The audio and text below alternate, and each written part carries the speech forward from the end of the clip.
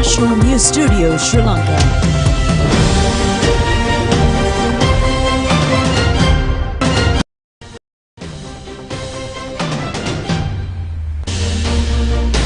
Hello there, good evening and a warm welcome to the National News broadcast. Bringing you your top stories for tonight, I am Lakshita Edirisinghe.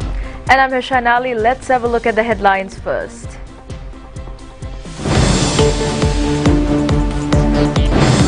Sri Lanka's creditor committee has confirmed the debt restructuring program. The president says a radical policy is needed for sustainability of country's economy. New acting IGP says that he has a program to eradicate underworld and drug menace. The Foreign Employment Bureau has credited 7 billion rupees to the Treasury. Minister Ali Sabri says that the President has submitted 3 special proposals to the UN Climatic Changes Summit. 41 employees trapped in a tunnel in India were rescued.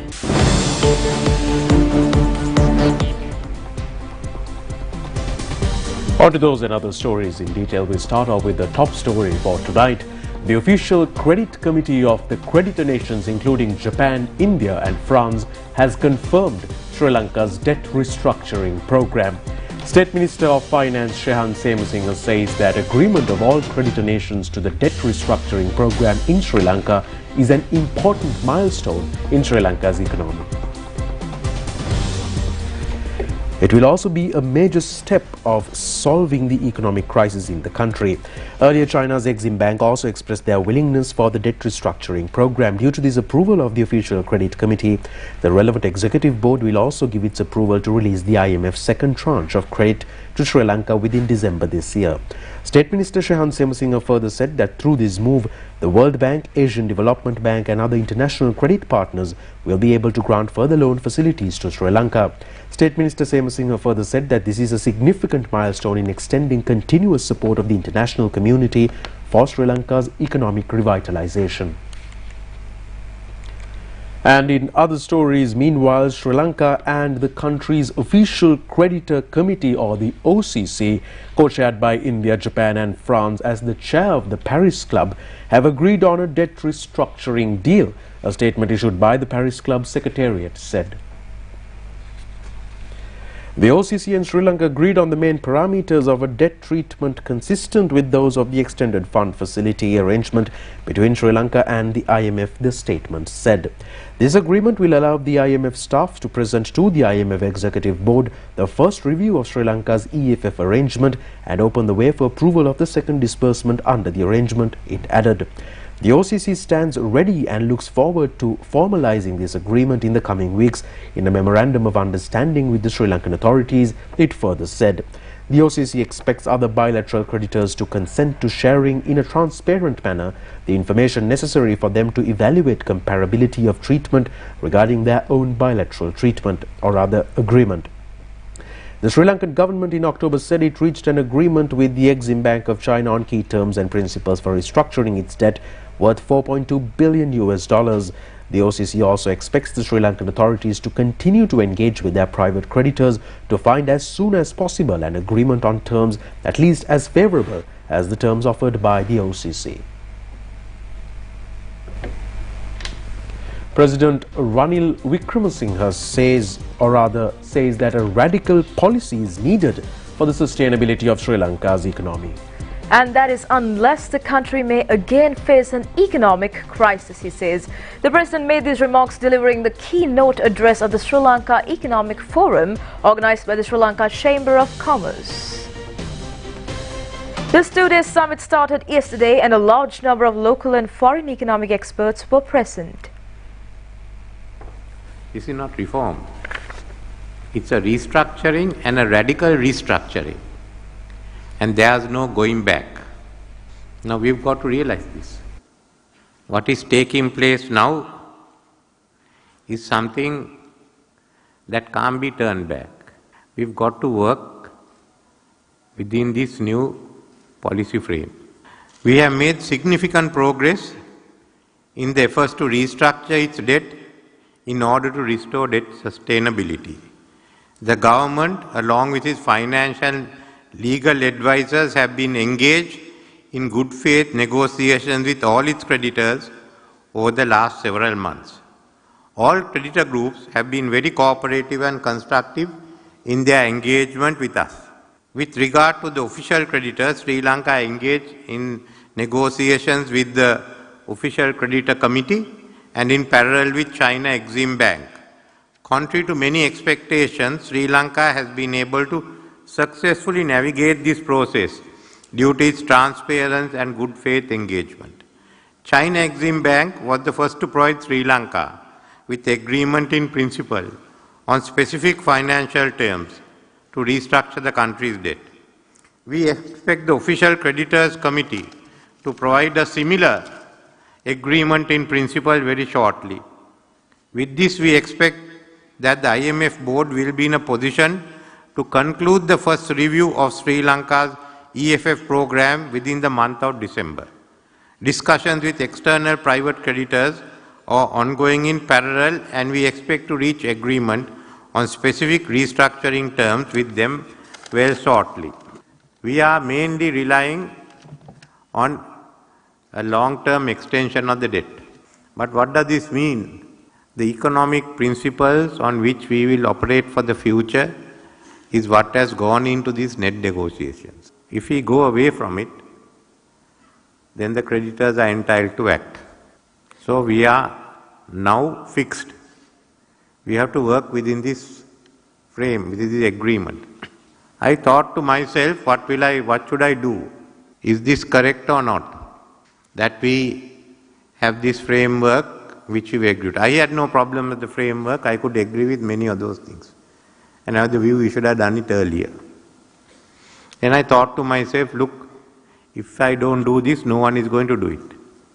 And next time, if I don't have this system, if we don't agree, we don't have a long-term agreement, the next government, someone will want to turn it back and give the goodies. We can't be auctioning non-existing resources all the time. That's what Lee Kuan Yew said of us.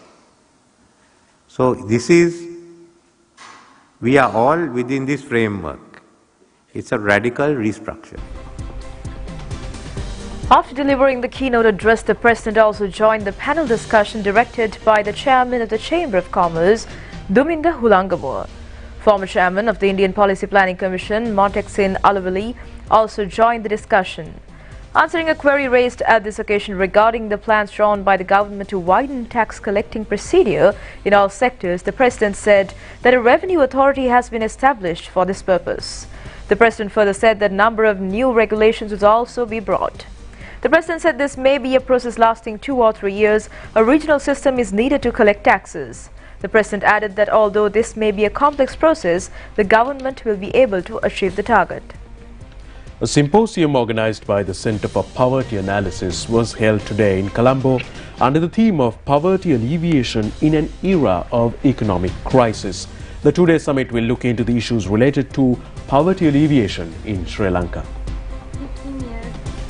Local and foreign experts in the fields of poverty alleviation and economics are taking part in the symposium. They focused their attention on the vulnerable communities in Sri Lanka during the period of economic crisis. Former Governor of Central Bank Indrajit Kumaraswamy delivered the keynote address. Staff, let me first.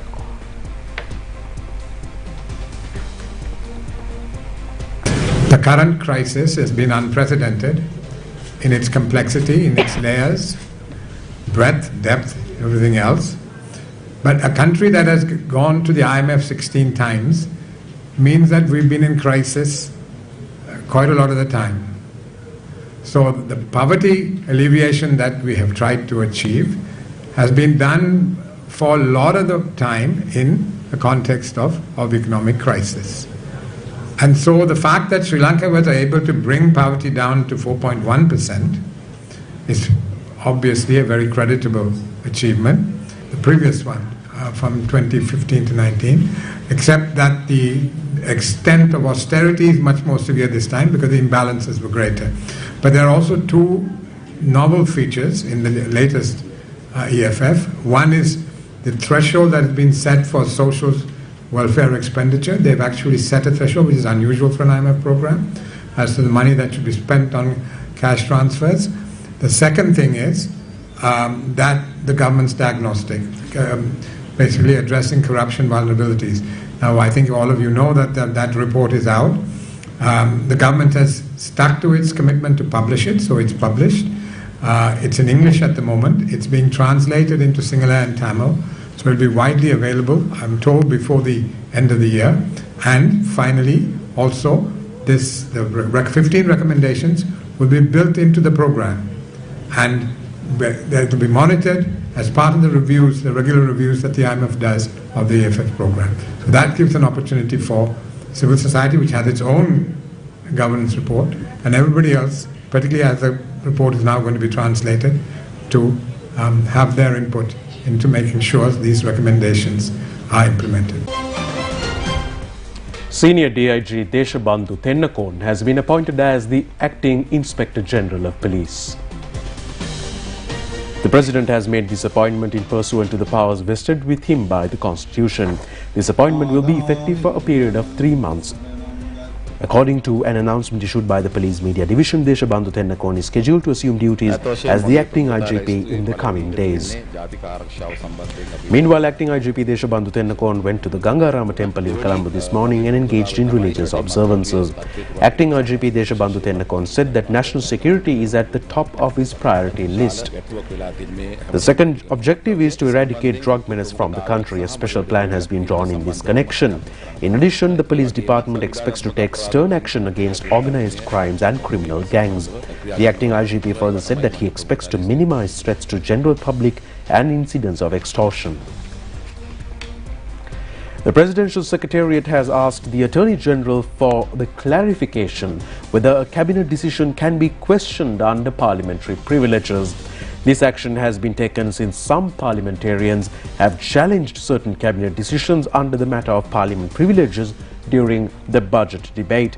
Considering the complaints made by some government parliamentarians, President Ranil Wickremesinghe has informed the relevant officials to get this matter clarified by the Attorney General.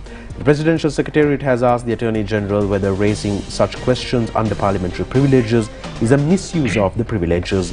The Presidential Secretariat further inquired the Attorney General whether the parliamentarians have the right to raise questions regarding the cabinet decisions and the President's statements made in the Parliament. Meanwhile, heads of Ministers of Transport and Highways and Urban Development and Housing were taken up for debate today at the Budget Committee stage debate. Several politicians expressed their views at this debate.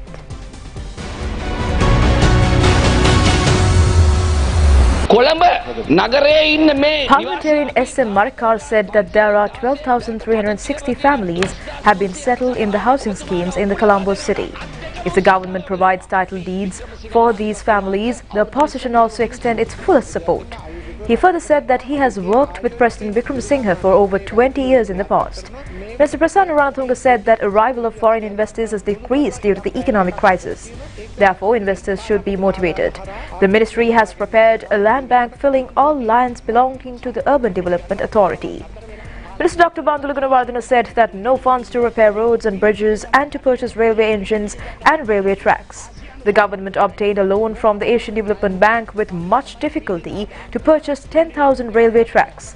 After discussion with the Indian High Commissioner, he has also agreed to grant a loan to purchase 23 railway compartments.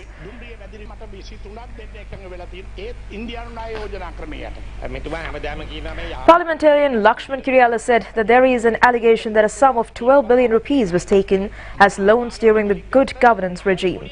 That loan was taken to pay the interest of loans taken before 2015. Minister Dr. Bandula Gunawardena said that Parliamentarian Lakshman Kiriyala cannot say that these loans were taken during the previous government. He said that he challenged the opposition leader to come for a debate to clarify these matters. TV channels are also ready to telecast such a debate. Parliamentarian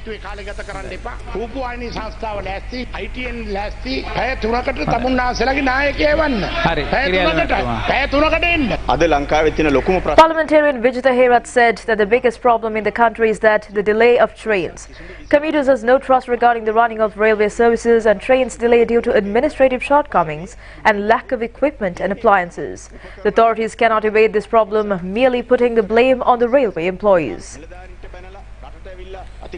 Meanwhile, Parliamentarian Madhuri Thanage said that some officers are responsible for the frauds and corruptions occurred in the railway department. They may change the colour of the wear and join the new governments to continue their malpractices. Some corrupted officers are supporters of the National People's Power. They have launched a mission to sabotage the activities of railway department. And in other stories, Netherlands handed over 6 artifacts of Sri Lankan origin after over 200 years. The 6 Sri Lankan artifacts that were in possession of Netherlands have been physically returned to Sri Lanka after over 200 years abroad. The artifacts of Sri Lankan origin were accepted by the Minister of Buddha Sasana, Religious and Cultural Affairs, Vidura Wickramanayake, at the Bandaranaike International Airport in Katunayake today. The Netherlands Embassy in Sri Lanka said the 6 Sri Lankan artifacts will be on display during a 2-day event at the Colombo National Museum on the 5th and 6th of December. The restitution event will be open to the public and will comprise activities to educate young and the old on the long-shared history of Sri Lanka and the Netherlands. The famous Leuke's cannon, 2 gold kastanas, Sinhalese knives, silver kastana and 2 guns are among the 6 artifacts that have been returned to Sri Lanka. The physical handover comes after a high-level state visit in August, during which the Dutch State Secretary formally signed an ownership transfer of the 6 Sri Lankan artifacts that were stolen by the Dutch. Meanwhile, Government of Netherlands says that handing over of artifacts belonging to Sri Lanka's colonial past will strengthen the cultural ties between the two countries. Both countries are further working on this matter. This was revealed by the Dutch State Secretary for Culture and Media during her visit to Sri Lanka in last August to sign the relevant documents related to the handing over of artifacts. She had an exclusive interview with Rupavahini. So this policy, this process now is ongoing, and I listen to the advice as a government, Dutch government, and we decide to listen, to hear the advice, and to give back the objects, artifacts, back to the countries of origin, Sri Lanka. You mentioned about Sri Lanka. Now we have started with the first step. Yes. Now, what are the next steps that we are going to implement related to this process? Restitution is a priority, but not the only priority, because it's also very important to collaborate, to have a closer cooperation, to exchange knowledge, to exchange experience, to collaborate in the field of museums, in the field of collection research, collection management, about education, presentation, preservation. So we're intending to intensify our collaboration with our experts, and also a collaboration with the committees. They're also closely work together very intensively. So it's the starting point to collaborate, to intensify our collaboration, and also to build, actually, we have a shared past, but we need to and we want to also build a common future and, well, bring the people and the countries together. Moving on from the Netherlands to Romania, Romanian embassy in Colombo held a ceremony yesterday to mark Romania's National Day celebrations.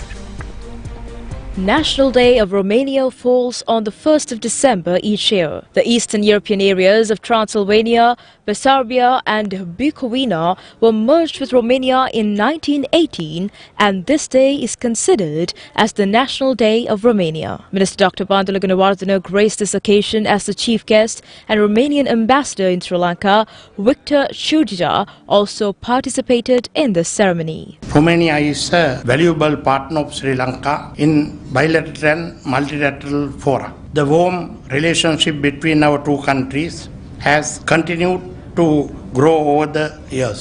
The mutually beneficial nature of our political relations was further reaffirmed when the Ministers of Foreign Affairs of Sri Lanka and Romania met in New York on the sideline of the 78th United Nations General Assembly. I firmly believe that our economic relations will continue to strengthen in the years ahead. Sri Lanka welcomes the ongoing active cooperation with Romania in the employment sector. Romania is among the faster growing economies in the region and is also one of the most favorable and preferred employment destination for Sri Lankans since 2016. The diplomatic relations between Romania and Sri Lanka date back to the 15th September 1957. The Embassy of the Democratic Socialist Republic of Sri Lanka in Bucharest reflects the current level of bilateral relations, which has grown in recent years and will facilitate the further enhanced cooperation in investment, trade, education, tourism, labor, and other fields of mutual interest. The important, vibrant Sri Lankan community in Romania bind our two countries, spreading mutual knowledge and intercultural understanding, being well integrated into Romanian social fabrics, contributing to both countries, including remittances to Sri Lanka of averaging 207,000 million euro this year. Relations between Romania and Sri Lanka have always been warm and friendly. Over these 66 years, Romania and Sri Lanka have built a strong friendship. I wish to reaffirm that Romania remains fully committed to being a true friend of Sri Lanka. A workshop that was organized for the professional career development of the officers serving in media units of security forces was held at the Government Information Department yesterday under the patronage of Minister Dr. Bandula Gunawardena. At this workshop, attention was focused to gender equality, modern trends in media behavior, mass media policies and etiquettes, mass media current role in Sri Lanka society and several other topics. Certificates were distributed among the participants at the end of the workshop. Appointment letters were distributed among a group of newly recruited drivers and conductors for the vacancies in the Sri Lanka Transport Board today. A ceremony in this regard was held at the auditorium of the Ministry of Transport and Highways under the patronage of Minister Dr. Bandula Gunawardena. Moving on, Sri Lanka Foreign Employment Bureau has credited 7 billion rupees to the Treasury. Out of the amount, a cheque amounting to 4 billion rupees was officially handed over to President Ranil Wickremesinghe by Minister Manusha Nanayakara today at the Presidential Secretariat. Sri Lanka Foreign Employment Bureau has given this money from its operational surplus earned within this year. Earlier, the Bureau has presented a sum of 3 billion rupees to the Treasury. Out of the amount, 100 million rupees was soon allocated to purchase medicines needed to the Apeksha Hospital in Maharagama. Earlier, in several occasions, Sri Lanka Foreign Employment Bureau had credited 3,382 million rupees to the Treasury. However, this is the first instance that a sum of 7 billion rupees was credited to the Treasury for the first time in history.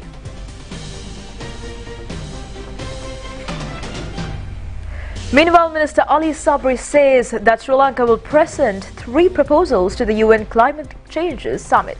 Implementing Climatic Justice Forum for the Vulnerable Developing Countries and 2 other proposals will be submitted to the forum. The COP28 UN Climate Change Summit will commence in Dubai from tomorrow to the 12th of December. President Ranil Wickremesinghe and 3 ministers will take part in this summit. Parliamentarians Ajit Manna Peruma and Champika Ranawaka, representing the opposition, will also participate. In addition, youth representatives and a group of investors representing Sri Lanka are scheduled to take part. Minister Ali Sabri said that Sri Lanka hopes to establish a new forum to take measures to prepare policies to minimize the effects of climate change. Obtaining investments for this matter from the international community are the responsibilities of the new forum. There are 136 countries in the tropical regions, 40% of the world population living in these areas. Although they contribute less to environmental pollution, they are the most affected by this matter. Therefore, all such vulnerable countries should get together and force the developed countries to compensate them for their sufferings caused by the developed countries.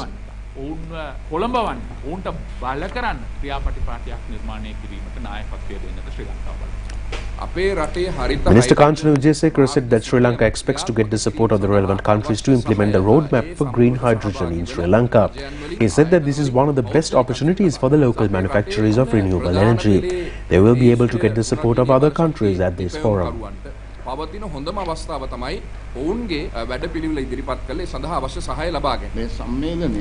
Minister Kelly Rambukwala said that over 136 state leaders have confirmed their participation in this summit. This will lead to prepare policies to minimize the effects of climate change.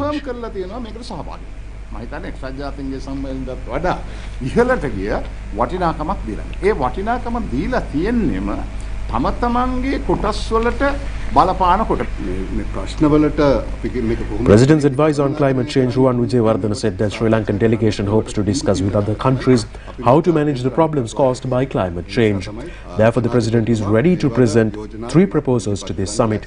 Sri Lanka is also a highly vulnerable country for climate change. Therefore, Sri Lanka and such other countries will try for environmental justice and compensation at this summit.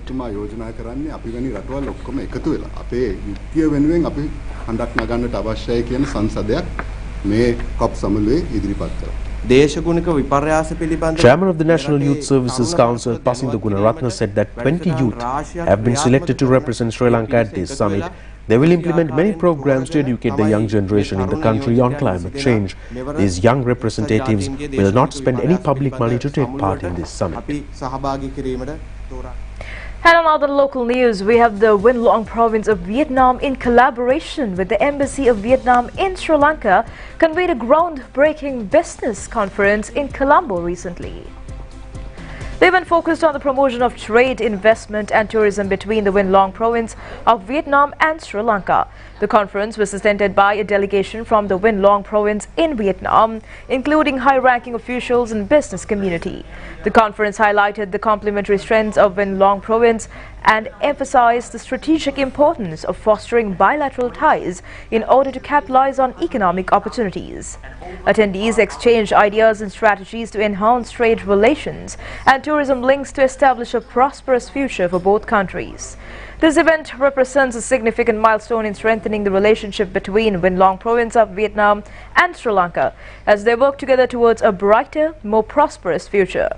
As Vietnam and Sri Lanka continue to develop rapidly, this entrepreneurial and economic cooperation will pave the way for lasting success and enhanced. In other stories from home, school children have been provided with the opportunity to visit places of educational value in Colombo, such as the Presidential Secretariat and President's House. And this decision has been taken under the concept of Ranil Wickremesinghe. A group of 107 students from the Political Science Association and Students' Parliament of Royal College, Colombo, had the distinct honor of meeting with President Ranil Wickremesinghe at the Presidential Secretariat today. In alignment with the President's vision to foster educational experiences, this group of students had the unique opportunity to visit significant educational sites in Colombo, including the Presidential Secretariat. During their visit today, the students engaged in a friendly and insightful discussion with President Wickremesinghe. He took the opportunity to provide the young minds with a comprehensive briefing.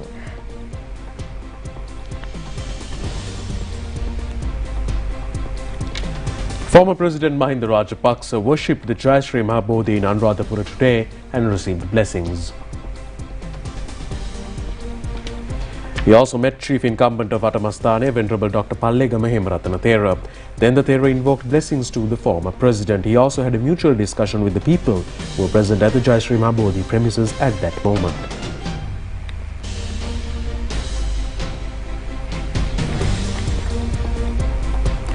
Former President Mahindra Rajapakse also participated in a ceremony held at the Umandava Universal Village in Malsiripura yesterday. It was organized under the patronage of founder of the Umandava Universal Village, Venerable Sri Samantha Bhadra Thera. A group of school students of the area were also provided with school and sports equipments. The former president also distributed dry rations among low-income families in the area.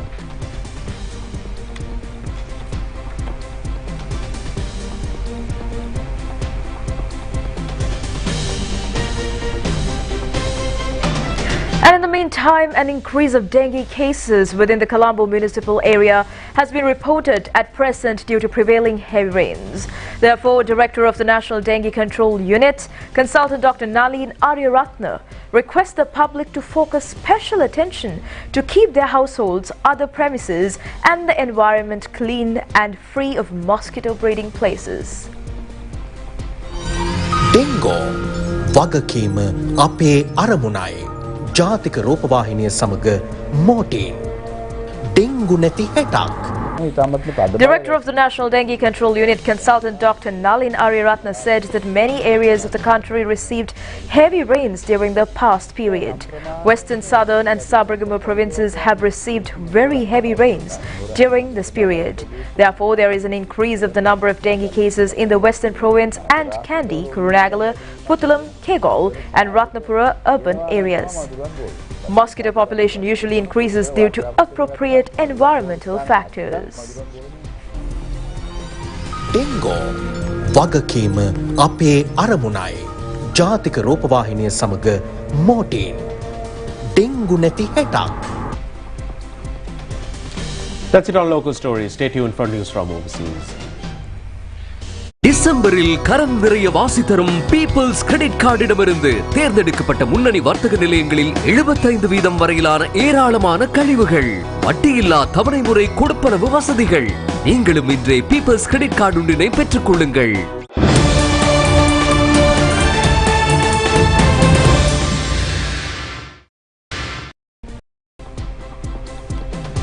Welcome back as we take a look at news from overseas. All 41 construction workers who became trapped in a tunnel in northern India after a landslide on the 12th of November have been rescued. They were extracted one by one yesterday via a pipe 90 centimeters in diameter, which has been inserted through the rubble of the collapsed tunnel in Uttarakhand state. A tunneling expert says rescuers managed to break through to the group at 7:05 p.m. yesterday. None of the men are thought to be injured but are being given medical checks. The rescue has been impeded by the necessity of having to cut through metal rods, and progress has also been slowed by loose soil and hard rock.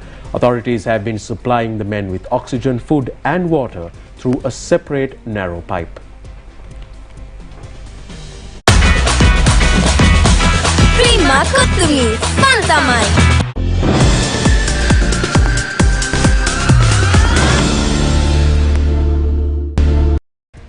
And in sports news, Colombo South team became the champions of Under-15 Sri Lanka Youth Cricket Tournament organised by Sri Lanka Cricket today.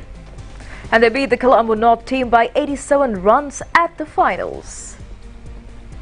The match was played at the Colombo Merchant Cricket Grounds. Batting first, Colombo South team scored 256 runs for 8 wickets in their 50 overs. Ryan Pires scored 129 runs, Lahiru Sandakan scored 40 runs, Senit Netsara, Lahiru Lakmal and Dasip Pereira claimed 2 wickets each. In response, Colombo North team were all out for 170 runs in 47 overs. Ryan Pires was named as the man of the match.